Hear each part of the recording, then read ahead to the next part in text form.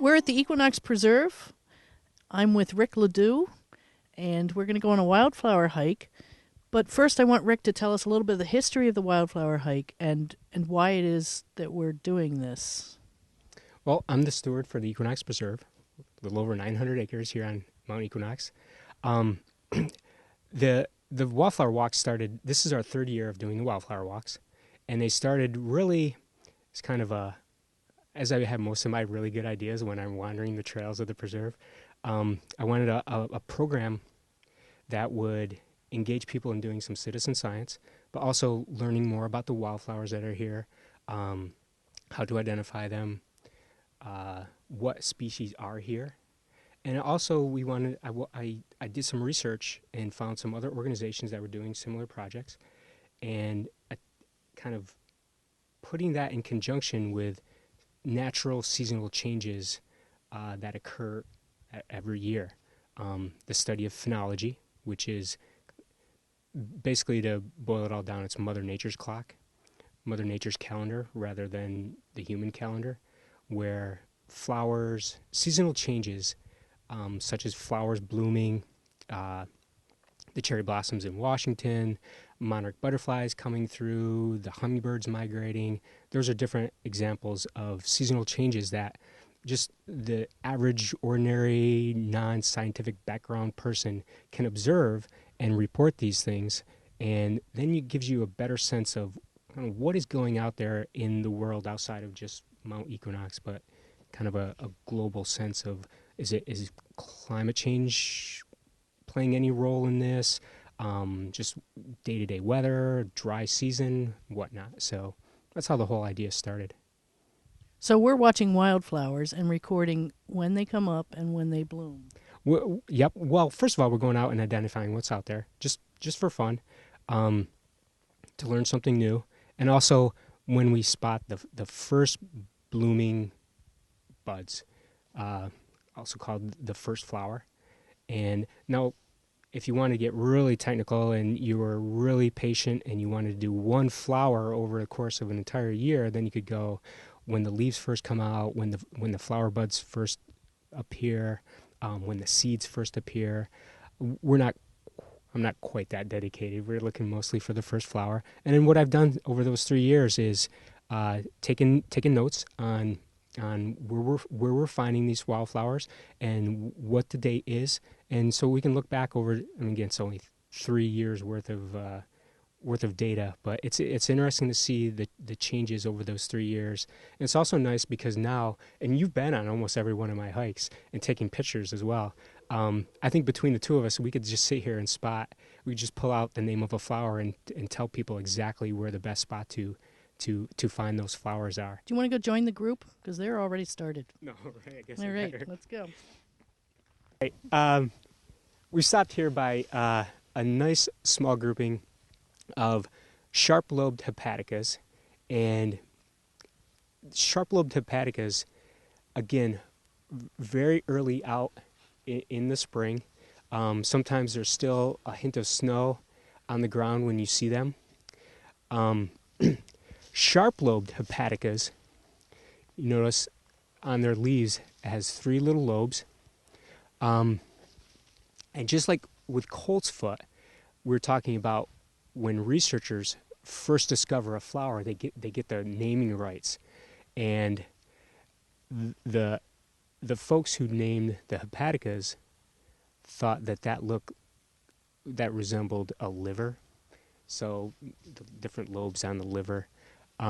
Sharp-lobed hepatica is found growing in soil that has a a limestone base, which, to go back to the geology of the mountain, there's limestone bedrock in the mountain, very nutrient-rich soils here, and the other species of hepaticas, the round-lobed hepaticas, grow in soil that's a little bit more acidic. So if you're walking through the woods, like at your property, and you can tell the difference between a sharp-lobed and a round-lobed hepatica, then you can get an idea of what the soil conditions are like without actually having to go out and test the soil. The hepaticas also, this is kind of neat, when a flower bud comes out, the green covering of the bud, the green covering of the bud is called the sepals. Those are called the sepals, and the sepals spread out to reveal the petals of the flower inside. Hepaticas are kind of neat in that what you're looking at right there are the actual sepals. The colored part are the sepals. There are no petals, and the green part underneath, and there's usually 3 of them, the green part underneath, those are called bracts, B-R-A-C-T, bracts. So the bracts kind of cover up the sepals, which the sepals then spread out, forming the actual flower.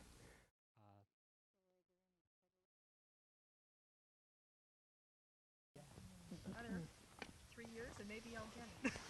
This flower is called bloodroot because if you dig up the root, this one's losing its petals.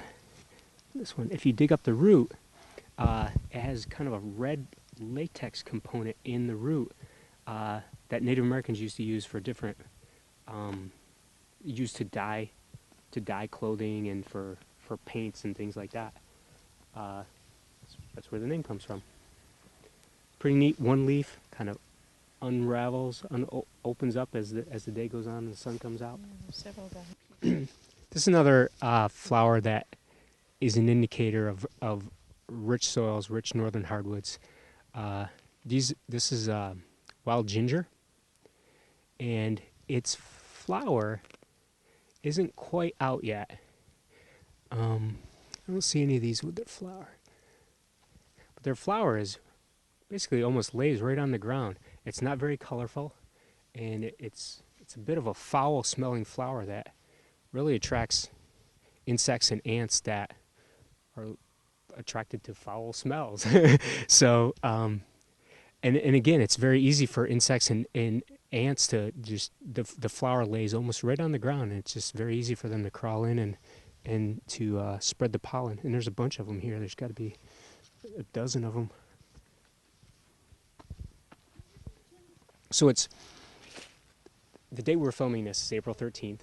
It's still relatively early, and one of the problems that the Equinox Preserve has been confronting is that of invasive species. And this time of year, especially for landowners that are working to develop a management plan, this is a great time of year to get out and get a general sense of what invasives are on your land and where they are. Because when at this time of year, when you look through the understory of the forest, just about anything that you see coming out with green leaves is going to be an invasive plant. Not everything, but just about everything. So this is a great time to go out and find those pockets of green shrubbery and go over and investigate. Is it a barberry? Is it a honeysuckle? Is it a burning bush gone wild? And getting a sense of what species are there, where they are, and how dense the clusters are. So when we're standing right here now, we can see some honeysuckle behind us, which I have flagged. This is some burning bush right here, which the buds are out, but it's not. The leaves are just coming out now. So there's some burning bush, and as we get lower down on this trail, we've kind of switched over onto the Trillium Trail now. As we go down the hill, we'll start to run into some more Japanese barberry.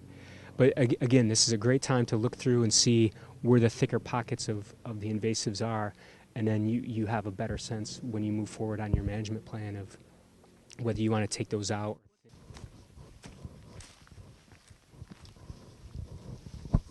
So the dogtooth violet, aka the trout lily. Here's a couple of Rick anecdotes about that flower. First of all, I've always noticed that it comes out. Trout lily, the flowers, the leaves, but kind of like the speckled side of a trout. That's where it gets its name from, and it comes out at about the same time that trout season starts, and the flowers come out just about the same time as the black flies. So I remember as a kid going through the woods, and whenever I would see the trout lily flowers coming out, I knew that within a couple of days the black flies would be. Yep. So that's sort of like Rick's own phenology. And also, again, using your imagination, the person that discovered the trout lily, the dogtooth violet, the root looks like a dog's tooth, like a canine, and that's where the name comes from. Dogtooth violet. I stopped here because this is a nice little patch of what is termed two-leaf toothwort, and again, when you have the naming rights to a flower, you can use your imagination in any sort of way that you wish. The two-leaf toothwort, first of all, has two leaves, and they come off the main stem offset, so they don't come off the main stem opposite each other. They're slightly offset, and again, the toothworts, if you were to gently pull it all up and see the rootstock, it has tiny tooth-like projections, tiny little tooth-like bumps, ridges on the rootstock, and that's where the name comes from.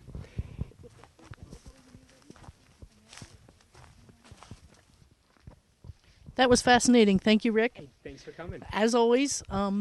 Thanks for bringing your camera. And I can't wait to come back next week. All right, next Friday. We meet every Friday from now until the end of May. Okay. Thanks.